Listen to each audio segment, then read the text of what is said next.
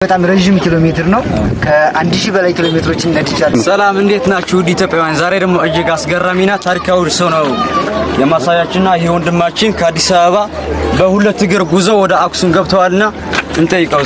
ሰላም ነው ብራዘር? ሰላም። እና ስም ማን ልበል? ስሜ ሀብታሙ ይባላል።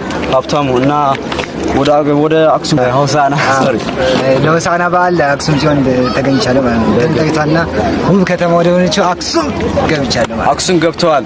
በ19 ቀን አክሱም ገብተዋል። በሁለት እግር በዚህ ሳይክል ማለት ነው ገብታቸዋል። መንገዱስ እንዴት ነበር? መንገድ በጣም አሪፍ ነበረ። ጉዞ በጣም ደስ ይላል። መንገድ እጅግ በጣም ረጅም ኪሎ ሜትር ነው። ከ1000 በላይ ኪሎ ሜትሮችን ነድቻለሁ።